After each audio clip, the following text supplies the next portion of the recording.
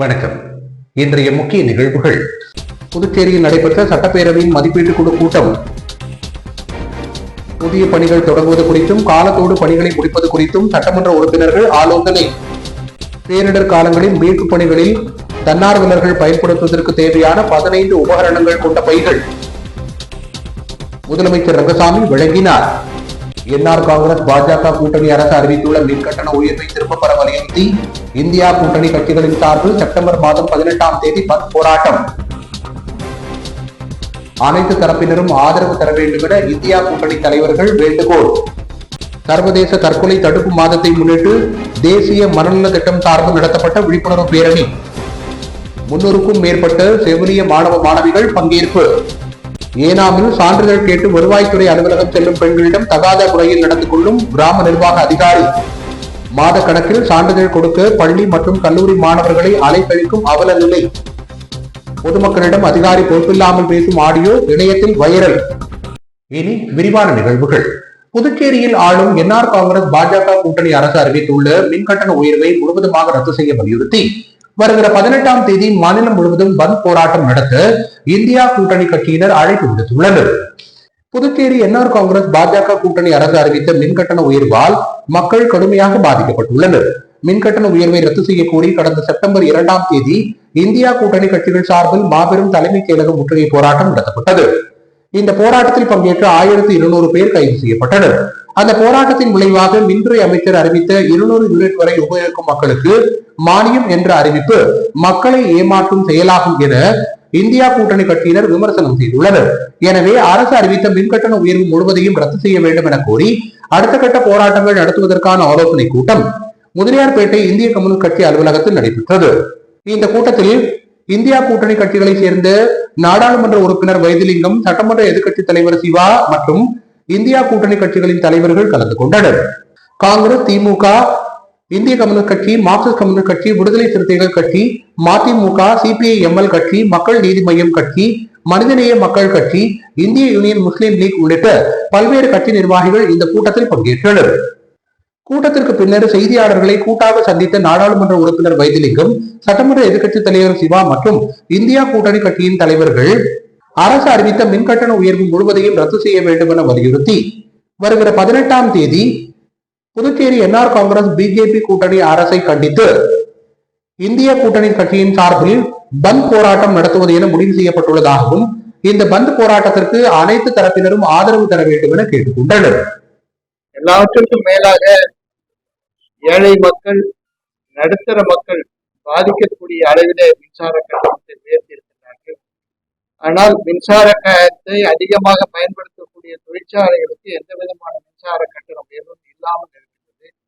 இவை எல்லாவற்றையும் கண்டித்து இந்த தினம் நாம் போராட்டத்தை நடத்தியிருக்கின்றோம். அதே நேரத்தில் அந்த கட்டண உயர்வை அவர்கள் குறைத்திருக்கின்றார்களா என்று சொன்னால் இதுவரை அவர்கள் குறைக்கவில்லை. அதற்கு மாறாக ஒரு சில மாற்றங்களை மட்டுமே செய்து அந்த உயர்வை நாங்கள் குறைத்து விட்டோம் என்று சொல்லக்கூடிய ஒரு மாய நாடகத்தை நடத்தியிருக்கிறார்கள். இந்தியா முழுக்க இருக்கிற அனைத்து மாநிலங்களையும் தமிழ்நாடு தான் குறை கொண்டிருக்கோம். பாண்டிச்சேரி பெரும்பான்மை மக்கள் பயன்படுத்தக்கூடிய ஏறக்குறைய 4 லட்சம் பயனாளிகள் இருக்கக்கூடிய மின்துறையில 2,70,000க்கும் மேற்பட்ட பயன்படுத்தக்கூடிய அந்த மின்கட்டணம் 75 கிலோவாட் 75 ரூபாயிலிருந்து 200 ரூபா வரைக்கும் மாற்றுறது மிகப்பெரிய அநியாயம், தப்புன்றத சொல்லியிருக்காங்க. மக்கள்கிட்ட அதை கொண்டு போறோம். அதுக்காக மக்களுடைய எண்ணத்தோடு, மக்களுடைய ஆதரவோடு இந்த பந்தை நடத்துறோம். 18ஆம் தேதி புதன்கிழமை இந்த பந்தை நடத்துறோம். தொடர்ந்து இதுல வெற்றி கிடைக்கும் வரைக்கும் நாங்கள் போராடுவோம். புதுச்சேரி மக்களை மத்திய அரசனுடைய நினைக்கிறத செய்யறத மாநிலமா இது இல்லைன்றத சொல்லக்கூடிய அளவில் அந்த போராட்டம் இருக்கும். அது மட்டும் இல்ல, இந்த மின்கட்டண உயர்வு தனியாருக்கு தானே இருக்கிறதுக்காக, தனியார்கிட்ட ஒப்படைக்கிறதுக்கோசம்னா இவ்வளவு வேலையை செய்யறாங்கன்றது நாங்கள் குற்றச்சாட்டை வைக்கிறோம். புதுச்சேரியில் நடைபெற்ற சட்டப்பேரவை மதிப்பீட்டு குழு கூட்டத்தில் புதிய பணிகள் தொடங்குவது குறித்தும் காலத்தோடு பணிகளை விரைந்து முடிப்பது குறித்தும் சட்டமன்ற உறுப்பினர்கள் ஆலோசனை மேற்கொண்டனர். புதுச்சேரி சட்டப்பேரவையின் மதிப்பீட்டு குழு கூட்டம் சட்டப்பேரவை தலைவர் செல்வம் முன்னிலையில் மதிப்பீட்டு குழு தலைவர் சட்டமன்ற உறுப்பினர் நாஜிம் தலைமையில் தலைமைச் செயலகத்தில் உள்ள கூட்டரங்கில் நடைபெற்றது. இந்த கூட்டத்தில் சட்டமன்ற உறுப்பினர்களின் தொகுதி மேம்பாட்டு நிதி தொடர்பாக ஆலோசனை நடத்தப்பட்டது. இந்த திட்டத்தின் கீழ் புதிய பணிகள் தொடங்குவது குறித்தும் காலத்தோடு பணிகளை முடிப்பது குறித்தும் சட்டமன்ற உறுப்பினர்களால் கருத்துக்கள் தெரிவிக்கப்பட்டன. இந்த திட்டத்தின் கீழ் ஏற்கனவே உள்ள பணிகளை தொடர்ந்து புதிய பணிகளும் சேர்க்கப்பட்டுள்ளதாக அரசு செயலர் மற்றும் உள்ளாட்சித்துறை இயக்குநர் ஆகியோர் விளக்கம் அளித்தனர். இந்த மதிப்பீட்டு குழு கூட்டத்தில் முதலமைச்சரின் பாராளுமன்ற செயலர் ஜான்குமார், அரசு கொறடா ஏகேடி ஆறுமுகம், சட்டமன்ற உறுப்பினர்கள் KSP Ramesh, Sampath, Richard Johnkumar, Kalyana Sundaram, Nehru, Vaidyanathan, BP Ramalingam, நாகதியாகராஜன், Senthilkumar, Prakash Kumar மற்றும் அரசு துறை செயலர்கள் ஆஷிக், ஜவஹர், சட்டப்பேரவை செயலர் தயாளன், உள்ளாட்சித்துறை இயக்குநர் சக்திவேல், நகராட்சி மற்றும் கொம்யூன் பஞ்சாயத்து ஆணையர்கள் உள்ளிட்ட அதிகாரிகள் கலந்து கொண்டனர். பேரிடர் காலங்களில் மீட்புப் பணிகளில் ஈடுபடும் தன்னார்வலர்கள் பயன்படுத்த தேவையான 15 உபகரணங்கள் கொண்ட பைகளை சட்டப்பேரவை அலுவலகத்தில் முதலமைச்சர் ரங்கசாமி வழங்கினார். பேரிடர் காலத்தில் மீட்பு மற்றும் நிவாரண பணிகளில் தன்னார்வலர்களை ஈடுபடுத்தும் நோக்கில் புதுச்சேரி அரசு வருவாய் மற்றும் பேரிடர் மேலாண்மை துறை சார்பில் ஆத்மமித்ரா எனும் பேரிடர் கால நண்பன் அமைப்பின் மூலம் 300 தன்னார்வலர்களுக்கு பயிற்சி அளிக்கப்பட்டு பேரிடர் காலங்களில் மீட்பு மற்றும் நிவாரண பணிகளில் ஈடுபடுத்தப்பட்டு வருகின்றனர். இவர்கள் பேரிடர் காலங்களில் மீட்பு பணிகளில் பயன்படுத்துவதற்கு தேவையான 15 உபகரணங்கள் கொண்ட பைகளை மொத்தம் 500 நபர்களுக்கு முதலமைச்சர் ரங்கசாமி சட்டப்பேரவையில் தனது அலுவலகத்தில் வழங்கினார். இந்நிகழ்ச்சியில் சட்டப்பேரவை தலைவர் செல்வம், வேளாண் துறை அமைச்சர் ஜெயக்குமார், அரசு கொறடா ஏகேடி ஆறுமுகம், சட்டமன்ற உறுப்பினர்கள் KSP ரமேஷ், ராமலிங்கம், மாவட்ட ஆட்சித்தலைவர் குலோத்துங்கன் உள்ளிட்ட பலர் கலந்து கொண்டனர். சர்வதேச தற்கொலை தடுப்பு மாதத்தை முன்னிட்டு புதுச்சேரி அரசின் சுகாதாரத்துறை சார்பில் நடத்தப்பட்ட தற்கொலை தடுப்பு விழிப்புணர்வு பேரணியில் 300க்கும் மேற்பட்ட செவிலிய மாணவ மாணவிகள் பங்கேற்று விழிப்புணர்வு பதாகைகளை கையில் ஏந்தியவாறு பேரணியாக சென்று பொதுமக்களிடையே விழிப்புணர்வை ஏற்படுத்தினர். ஒவ்வொரு ஆண்டும் செப்டம்பர் மாதம் 10ஆம் தேதி உலக தற்கொலை தடுப்பு தினமாக கடைபிடிக்கப்பட்டு வருகிறது. மேலும் வளர்ந்து வரும் சமுதாயத்தினரிடையே அதிக அளவில் ஏற்படும் தற்கொலை எண்ணங்களை தடுக்க வேண்டும் என்ற வகையில் விழிப்புணர்வு ஏற்படுத்தப்பட்டு வருகிறது. இதன் ஒரு பகுதியாக தேசிய மனநல திட்டத்தின் சார்பில் உலக தற்கொலை தடுப்பு தின விழிப்புணர்வு பேரணி நடத்தப்பட்டது. புதுச்சேரி சுகாதாரத்துறை இயக்குநர் அலுவலகத்திலிருந்து புறப்பட்ட விழிப்புணர்வு பேரணியை சுகாதாரத்துறை துணை இயக்குநர் டாக்டர் ரகுநாத் மற்றும் மருத்துவமனை கண்காணிப்பாளர் டாக்டர் செவ்வேல் ஆகியோர் கொடியசைத்து துவக்கி வைத்தனர். இந்த தற்கொலை தடுப்பு விழிப்புணர்வு பேரணியில் புதுச்சேரி அரசு மற்றும் தனியார் கல்லூரிகளில் பயிலும் செவிலியர் மாணவ மாணவிகள் 300க்கும் மேற்பட்டோர் கலந்து கொண்டு தற்கொலை தடுப்பு குறித்த விழிப்புணர்வு பதாகைகளை கையில் ஏந்தியவாறு புதுச்சேரி நகர பகுதி முழுவதும் சென்று விழிப்புணர்வை ஏற்படுத்தினர்.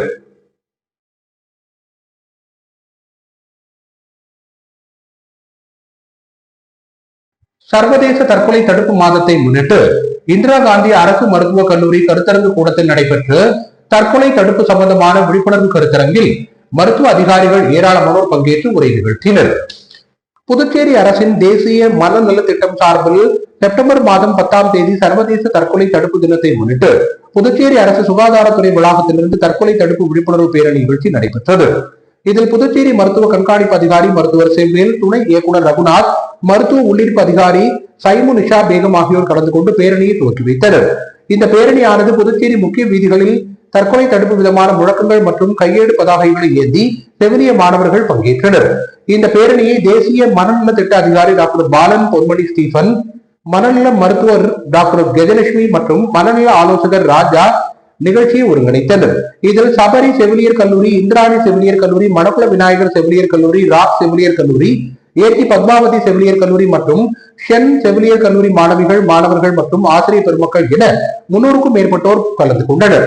இதனைத் தொடர்ந்து காலை 10 மணிக்கு இந்திரா காந்தி பட்டம் மேற்படிப்பு கருத்தரங்கு கூடத்தில் தற்கொலை தடுப்பு சம்பந்தமான கருத்தரங்கு நிகழ்ச்சியை மருத்துவ கண்காணிப்பு அதிகாரி மருத்துவர் செவ்வேல், உள்ளிருப்பு அதிகாரி டாக்டர் சைமு நிஷா பேகம் மற்றும் மக்கள் தொடர்பு அதிகாரி டாக்டர் ஆத்மநாதன் ஆகியோர் தொடங்கி வைத்தனர். இந்நிகழ்ச்சியில் டாக்டர் பாலன் பொன்மணி ஸ்டீபன் மனநல திட்ட அதிகாரி வரவேற்புரையாற்றினார்.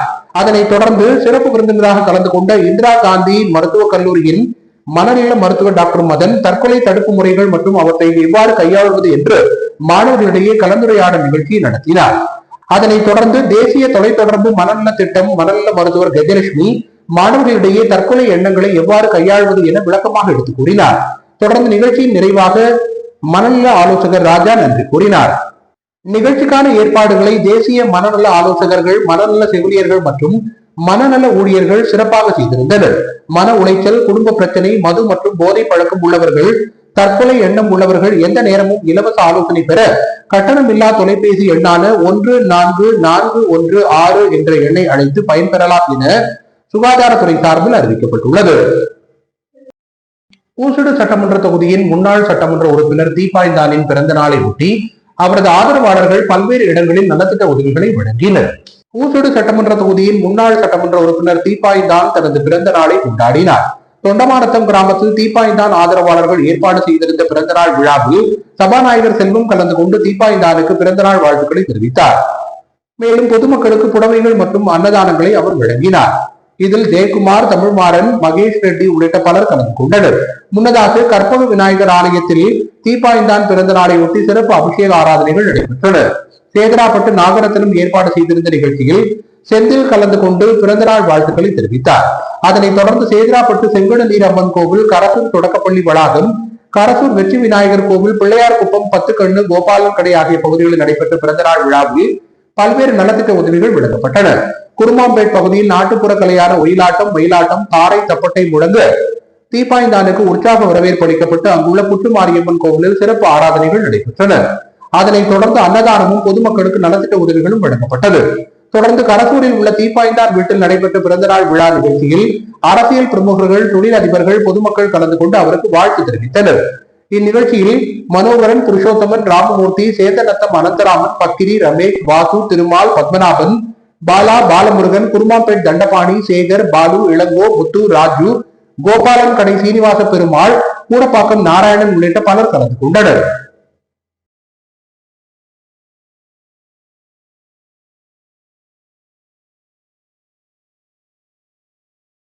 விநாயகர் சதுர்த்தி பண்டிகையை ஒட்டி சாரம் அவ்வை திடலில் பிரதிஷ்டை செய்யப்பட்டுள்ள விநாயகர் சிலைக்கு நடைபெற்ற சிறப்பு பூஜைகளில் அமைச்சர் திருமுருகன் கலந்து கொண்டு சுவாமி தரிசனம் செய்தார்.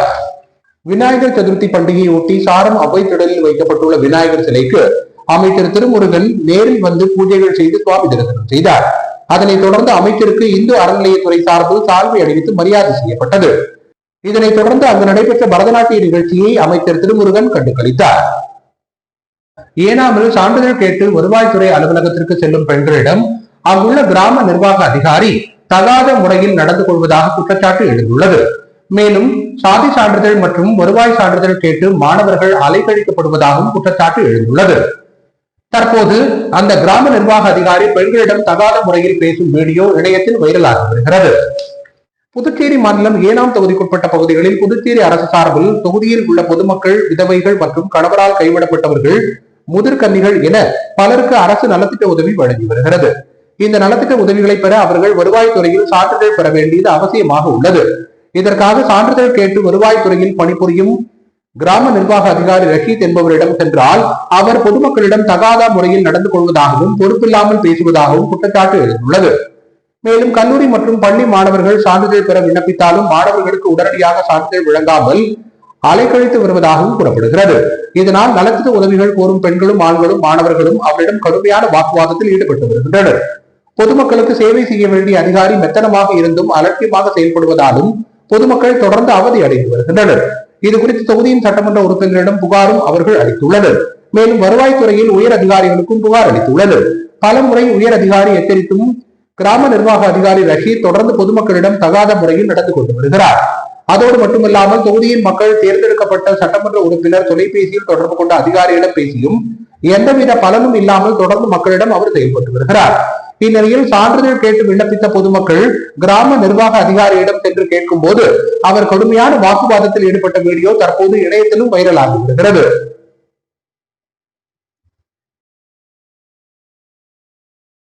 புதுச்சேரி அரசு சொசைட்டி கல்லூரிகளில் பணிபுரியும் பேராசிரியர்கள் மற்றும் ஊழியர்களுக்கு மத்திய அரசின் புதிய பென்ஷன் திட்டத்தை அமல்படுத்த வேண்டும் என பேராசிரியர்கள் சங்கத்தினர் கோரிக்கை விடுத்துள்ளனர். புதுச்சேரி அரசு சொசைட்டி கல்லூரியில் பணிபுரியும் பேராசிரியர்கள் மற்றும் ஊழியர்களுக்கு மத்திய அரசின் புதிய பென்ஷன் திட்டத்தை அமல்படுத்த வேண்டும் என பேராசிரியர்கள் சங்கத்தினர் கோரிக்கை விடுத்துள்ளனர். இது தொடர்பாக புதுச்சேரி தமிழ்ச்சங்கத்தில் செய்தியாளர்களை சந்தித்த புதுச்சேரி அரசு சொசைட்டி கல்லூரி கூட்டு நடவடிக்கை குழு தலைவர் ராம்குமார், புதுச்சேரியில் கடந்த 40 வருடங்களாக 6 சொசைட்டி கல்லூரிகள் இயங்கி வருவதாகவும் இந்த கல்லூரிகளில் 5000த்திற்கும் மேற்பட்ட ஆசிரியர்கள் மற்றும் ஆசிரியர் அல்லாத ஊழியர்கள் 20,000த்திற்கும் மேற்பட்ட மாணவர்கள் பயின்று வருவதாகவும் 2004ஆம் ஆண்டுக்கு முன்பு பணிக்கு அமர்த்தப்பட்ட அரசு ஊழியர்கள் பழைய பென்ஷன் திட்டத்தில் பயனடைந்து வருவதாகவும் அதேபோல் 2004ஆம் ஆண்டுக்கு பின்னர் பணிக்கு அமர்த்தப்பட்ட மத்திய மாநில அரசு ஊழியர்கள் மற்றும் முனிசிபாலிட்டி ஊழியர்களுக்கு புதிய பென்ஷன் திட்டம் அமல்படுத்தப்பட்டுள்ளதாகவும் ஆனால் சொசைட்டி கல்லூரிகளில் பணிபுரியும் பேராசிரியர்கள் மற்றும் ஊழியர்களுக்கு புதிய பென்ஷன் திட்டத்தை அமல்படுத்தாமல் பங்களிப்பு பென்ஷன் திட்டத்தை அமல்படுத்தி வருவதாகவும் இதனால் ஊழியர்கள் பணி ஓய்வு பாதுகாப்பிற்கு உத்தரவாதம் அளிக்கப்படாத சூழலை உருவாக்கியுள்ளதுடன் ஊழியர்கள் பணி ஓய்வுக்கு பிறகு போதுமான ஓய்வூதியம் கிடைக்கப்பெறாத நிலை உருவாகியுள்ளதாக குற்றம் சாட்டினார். எனவே மத்திய அரசு அறிவிப்பின்படி அரசு ஊழியர்கள் மற்றும் முனிசிபாலிட்டி ஊழியர்களுக்கு புதிய பென்ஷன் திட்டத்தை அமல்படுத்தி உள்ளது போல் சொசைட்டி கல்லூரியில் பணிபுரியும் பேராசிரியர்கள் மற்றும் ஊழியர்களுக்கு புதிய பென்ஷன் திட்டத்தை அமல்படுத்த வேண்டும் என அவர் கேட்டுக்கொண்டார். இதனை வலியுறுத்தி முதலமைச்சர், தலைமைச் செயலர் மற்றும் துறை இயக்குநர்களை சந்தித்து மனு அளிப்பது என்றும் வருகிற 18ஆம் தேதி முதல் அடுத்த மாதம் 7ஆம் தேதி வரை தொடர் போராட்டங்களை முன்னெடுப்பது என்றும் அவர் கூறினார்.